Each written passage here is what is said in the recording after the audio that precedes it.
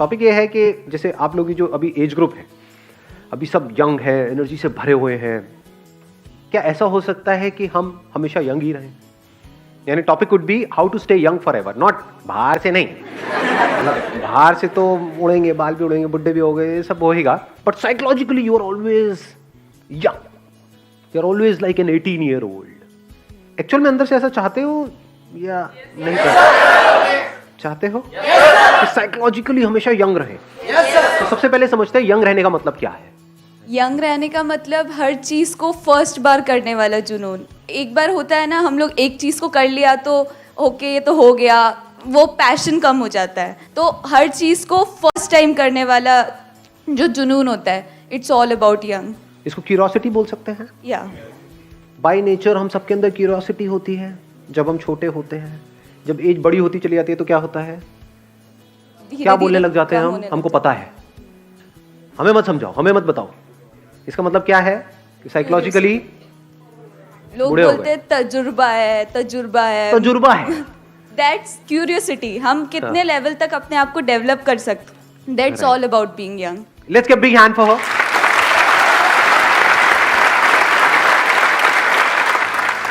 एक एज ऐसी आ जाती है जब हमें ये गलतफहमी होने लग जाती है कि हाँ हमें पता है, ये हमें पता है क्या है, वो पता है क्या है, ये पता है क्या है, दुनिया पता है क्या है, लोग पता है क्या है।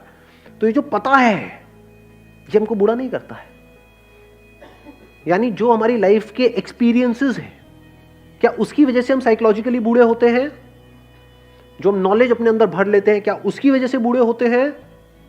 या जब उनको हम पकड़ लेते हैं तब हम बूढ़े हो जाते हैं? सब पता होता है एक्चुअल में, या गलतफहमी हो जाती है कि हमें सब पता है? क्या किसी को भी सब पता है? क्या गूगल को भी सब पता है? क्या नॉलेज का मतलब पता होना होता है? थोड़ा सा डीप होगा, देख पाओगे? देखो ध्यान से समझना। नॉलेज मतलब क्या, कि कहीं से किसी चीज के बारे में कोई हमने नॉलेज एक्वायर कर ली। जैसे आपने एक फॉर एग्जांपल एक फ्लावर को देखा तो आपको नॉलेज है कि फ्लावर है। एक बच्चे को तो पता ही नहीं है, तो बच्चा बाय नेचर क्यूरियस है, वो देख रहा है उस फ्लावर को, जाकर के टच कर रहा है, सूंघ रहा है। बच्चा by his very nature is curious, क्योंकि उसको पता ही नहीं है। आप कहते हो मुझे पता है, मैं पूछता हूँ क्या है? ये फ्लावर है। कौन सा फ्लावर है? रोज है। रोज कौन से कलर का होता है? रेड कलर का होता है। इसकी खुशबू कैसी है? बड़ी अच्छी है। क्या इसको नॉलेज कहेंगे? क्या एक्चुअल में नॉलेज हुई है हमको उस फ्लावर की, या हमें लग रहा है कि हमको पता है कि वो क्या है? क्या आपको एक्चुअल में पता है वो क्या है? नहीं पता। तो जैसे ही सच को आप देख लेते हो, यानी this knowledge that I don't know anything about that flower, तो आपका इंटरेस्ट आ जाता है उस फ्लावर के अंदर कि क्या हो रहा है, कैसे हो रहा है। मिट्टी ब्राउन कलर की है, ये रेड कलर की, कैसे हो पा रहा है? पानी का कोई कलर नहीं है, ये सब मिल करके क्या हो रहा है? ये कलर कहां से दिख रहा है इसके अंदर? ये खुशबू इसमें से कैसे आ रही है? Are you interested only in knowing things? Are you interested only in knowledge? क्योंकि पेट तो आपका नॉलेज से ही भरेगा। ये सारा एजुकेशन सिस्टम क्या है? नॉलेज तो फीड करी जा रही है आपके अंदर। आपकी जगह एक रोबोट के अंदर फीड कर दोगे, वो भी वही काम कर लेगा, आपसे बेटर कर लेगा जो आप करने वाले हो, क्योंकि आपके अंदर तो फिर भी फीलिंग्स और इमोशंस हैं। वो निकाल दो तो आप कितने कमाल के रोबोट बन सकते हो, सोचो। फीड कर दिया 8 घंटे तक ये करना है, वो करता रहेगा, थकेगा भी नहीं, उसका मूड नहीं खराब होगा। कोई लड़की उसको छोड़ देगी तो, रोबोट ही अगर उसको छोड़ देगी तो रोबोट नहीं रहेगा, रोबोट से आपसे बेटर है हर मामले में। तो is the goal of your life just acquiring knowledge और to understand what life is? दोनों में बड़ा फर्क है। एक है समझना, एक है नॉलेज को अंदर फीड करना। गड़बड़ क्या होती है, या गड़बड़ क्या हुई है, जिस तरह से आपकी प्रोग्रामिंग हुई पड़ी है बचपन से लेकर के आज तक, हम नॉलेज को अंडरस्टैंडिंग समझ रहे हैं। Is knowledge understanding? Is knowledge of love the understanding of love? For example, ये प्यार मोहब्बत की एज है नहीं? Yes sir. Yes sir. ये नशीली आवाज कहां से आई? प्यार मोहब्बत सुनते ही हाँ आवाज बदल गई, टोन बदल गई। कितने वर्ड्स लिखे जा चुके हैं लव के बारे में कि लव क्या है? कितने वर्ड्स होंगे इंटरनेट पे, बुक्स में? अनलिमिटेड। गिन सकते हैं क्या हम उन वर्ड्स को? उन सबको भी आप अपने अगर अपने अंदर भर लिया तो क्या आपको समझ आ गया लव क्या है? करने पे ही पता चलेगा।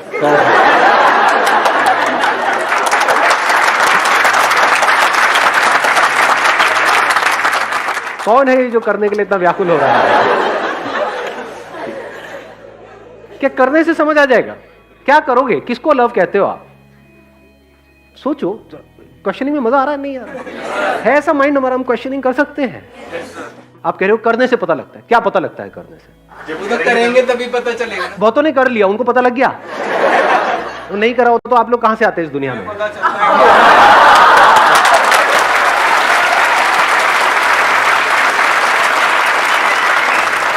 क्या करने की बात कर रहे हो आप? रग रग से वाकिफ हूं आप लोगों की मैं। करके पता लगेगा? क्या करके पता लगेगा? बहुत लोगों ने बहुत कुछ किया। Do you see people living a life full of love? And what is love? Sir प्यार तो मतलब प्रकृति से भी हो सकता है, नेचर से भी हो सकता है, मतलब एक चीज से नहीं हो सकता। मैंने सही कह रहा हूं, वो क्या होता है? अबे तेरी तो। क्या ये समझना इंपॉर्टेंट है या नहीं है कि प्यार क्या है? सर एक फील है। हाँ फील है। देखो पहले ही पता है हमको। अब ये कहां से आया ये वर्ड? ये जो बोला ये फील है, ये कहां से आया? अंदर नॉलेज फीडेड है ना। दोनों में फर्क समझ आ रहा है? एक है एज इट इज देखना, एज इट इज चीजों को समझना, यानी कि बिना किसी नॉलेज के बर्डन के, उसी को तो रियल साइंटिस्ट कहेंगे। या फिर जो डिस्कवर पहले ही हो चुका है उसके बेस पे कुछ बड़बड़ कर रहे हैं, उसको साइंटिस्ट कहेंगे या लेक्चरर कहेंगे? तो लेक्चर सुनने में मजा आता है या डिस्कवरीज में मजा आता है? कोई और डिस्कवर कर रहा है उसको देखने में मजा आता है या खुद डिस्कवर करने में मजा आता है? तो करो ना, सीखो ना डिस्कवर कैसे करते हैं। यही तो मेरी लाइफ का गोल है कि किसी तरीके से आपको ऐसा बना दिया जाए कि आप खुद डिस्कवर कर सको लाइफ को। तो कैसे डिस्कवर करते हैं? To seek your own perspective towards things. ये पर्सपेक्टिव क्या है? हमारा एक पर्सपेक्टिव होता है, way of looking at things. ये क्या है? अपनी नॉलेज। नॉलेज ही तो है ये। Without knowledge can you have a perspective? एक छोटे से बच्चे से पूछो what's your perspective about life, उसका कोई पर्सपेक्टिव नहीं है। There is no perspective. तो पर्सपेक्टिव कहां से पैदा होता है? क्या यही हमारी क्यूरियोसिटी को खत्म नहीं कर देता है? पर्सपेक्टिव मतलब way of looking at things. आप एक तरह से सोचते रहो, कुछ साल बाद उसकी प्रैक्टिस हो गई तो आपको सही लगने लग जाएगा। Then you will hold on to it. इसको बिलीव्स बोलते हैं। फिर हम वहीं पे फंस जाएंगे, अपने ही एक नैरो पर्सपेक्टिव में फंसते चले जाएंगे। तो क्यूरियोसिटी की शुरुआत होती है to be free from all perspectives, all beliefs, all knowledge, all these words. एक वर्ड ही तो बीच में आ जाता है ना आपके और लाइफ के बीच में। अगर वर्ड नहीं है तो और क्या है? एक हस्बैंड वाइफ की रिलेशनशिप होती है, उसमें ये पता है कॉन्फ्लिक्ट्स होते हैं, खुद के नहीं हुए होंगे, अभी शादी नहीं हुई है, बट पता तो है ना। डिवोर्स नाम की चीज होती है इस दुनिया में। क्यों हो जाते हैं divorce? Clash of perspectives, clash of point of views, clash of mindset. इसको ये भी कह सकते हैं क्लैश ऑफ मेमोरीज। अगर वो हस्बैंड अपनी वाइफ को देखेगा ये सोच करके कि ये मेरी वाइफ है, तो क्या उसके साथ में वो सब नहीं जुड़ा हुआ जो 10 साल में उसको जो भी एक्सपीरियंसेस हुए हैं उसके साथ में? तो वो क्या उसको पहली बार देख रहा है या मेमोरी के थ्रू देख रहा है? क्या वो उसका सिर्फ एक पॉइंट ऑफ व्यू नहीं है कि अगर इस पॉइंट से ना देखे, इस पॉइंट से देखे तो वो कुछ और है? यानी इसी लड़की को अगर वो हस्बैंड देख रहा है तो ये कुछ और है, इधर से इसके जो फादर है वो उसको देख रहे हैं तो वो कुछ और है। तो सच क्या है? जो यहां पर इंफॉर्मेशन पड़ी हुई है या जो यहां पर इंफॉर्मेशन पड़ी हुई है? लगाओ दिमाग, थोड़ा सा, थोड़ी सी बुद्धि लगाओ। दोनों बायस्ड पॉइंट ऑफ व्यूज नहीं हो गए? एक का नेगेटिव बायस हो गया, एक का पॉजिटिव बायस हो गया। एक्चुअल में जो है उसको तो कोई देख ही नहीं रहा है। इसको ध्यान से समझ लो, ये थॉट्स बीच में क्यों आ जाते हैं हमारे? क्योंकि हम कभी भी अपने खुद के थॉट्स पे, अपने पॉइंट ऑफ व्यूज पे, अपने पर्सपेक्टिव पे, अपनी नॉलेज पे क्वेश्चन मार्क नहीं लगाते हैं, उसको ग्लोरीफाई करते हैं। उसकी वजह से क्या होता है? हमारी ईगो बढ़ती चली जाती है। यानी मान लो कहीं से आपने किसी कॉलेज में गए और मेडिकल फील्ड की कुछ इंफॉर्मेशन आपके अंदर फीड हो गई, कुछ बाहर से टीचर्स ने कर दी, कुछ आपने खुद पढ़ पढ़ करके अंदर कर दी और आपके नाम के आगे लग गया doctor.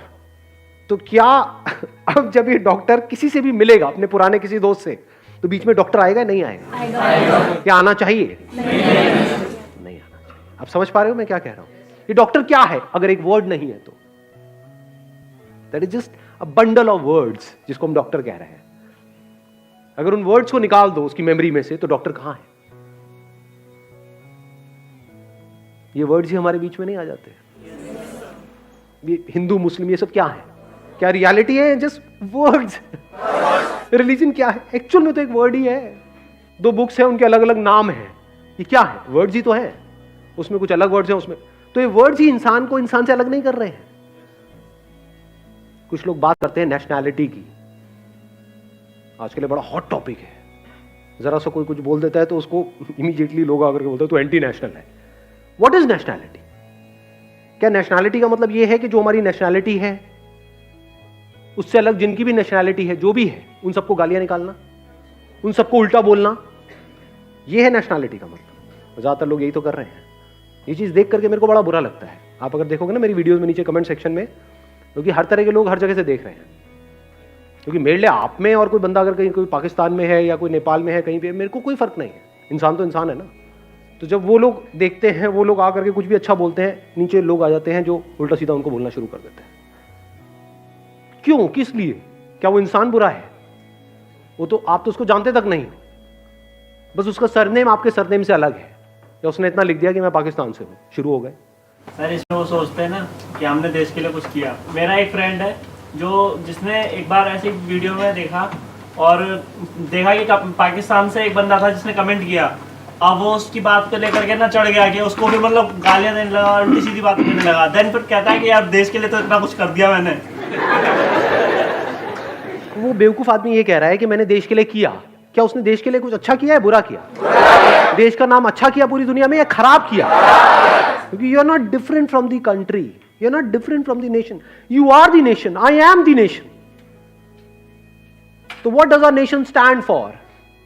Do we stand for hatred और do we stand for acceptance? तो जो भी ये वर्ड्स आपके अंदर पड़े हुए हैं कि मैं इंडियन हूं, मैं पाकिस्तानी हूं, मैं हिंदू हूं, मैं मुस्लिम हूं, मैं मेल हूं, मैं फीमेल हूं, मैं अमीर हूं, मैं गरीब हूं, मैं इंटेलिजेंट हूं, मैं बेवकूफ हूं, मैं छोटा हूं, मैं बड़ा हूं, ये सारे क्या है? वर्ड्स ही तो है। For example, you are a male. अब ये मैंने बहुत जगह पे देखा है, जब भी मेरे लव ऑफ के सेशंस होते हैं ना, उसमें नीचे कुछ कमेंट्स आते हैं। कई बार मैं देखता हूं कि भाई समझने के लिए कि लोगों की थिंकिंग क्या चल रही है, तो वहां पे पता लगता है there are lot of guys जो उल्टा सीधा लिख रहे होते हैं फीमेल्स के बारे में, कि सब धोखेबाज होती हैं, सब ये होती हैं, सब वो होती हैं। ये क्या है? ये रियलिटी है या सिर्फ वर्ड्स है? जो भी आपकी एक इमेज बनी हुई है बेस्ड अपॉन कभी किसी एक के साथ में कुछ एक्सपीरियंस हो गया, या आपको खुद को भी नहीं हुआ, आपके किसी दोस्त का कोई एक्सपीरियंस हो गया किसी के साथ में, उसके बेस पे आपने अपनी एक इमेज बना ली कि दुनिया की सारी लड़कियां ऐसी होती हैं। तो अगर आप कहते हो कि ये रियलिटी है, कि नहीं सर आप गलत कह रहे हो, ये तो रियलिटी है, सारी लड़कियां ऐसी होती है, तो मैं पूछूंगा कि आपकी बहन भी ऐसी है? नहीं नहीं नहीं, मेरी बहन ऐसे नहीं।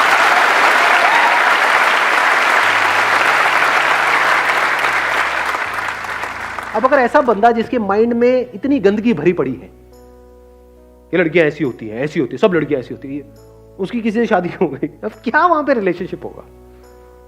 इसकी सबकी जड़ क्या है अगर ध्यान से समझ पा रहे हो तो? वर्ड्स, नॉलेज, कि वो ऐसा है, वो वैसा है, वो ऐसी है, वो वैसी है, ऐसा होता है, वैसा। इन सबको आप छोड़ करके जब देखना शुरू कर देते हो तो you are looking at everything as if you are looking at it for the first time. सब कुछ नया है, सब कुछ फ्रेश है, क्यूरोसिटी अंदर भरी पड़ी है, और ये क्यूरोसिटी कोई आर्टिफिशियल क्यूरोसिटी नहीं है, एक्चुअल है। एक्चुअल में आप किसी को देख रहे हो, यानी अपनी वाइफ को अगर आप 20 साल बाद 30 साल बाद भी देख रहे हो तो ऐसे ही देख रहे हो जैसे पहली बार देख रहे हो, तो रोज कुछ नया दिखेगा। वो कभी भी पुरानी नहीं होगी, वो पुरानी नहीं होगी तो आप पुराने नहीं होगे। That is being young forever. Thank you sir.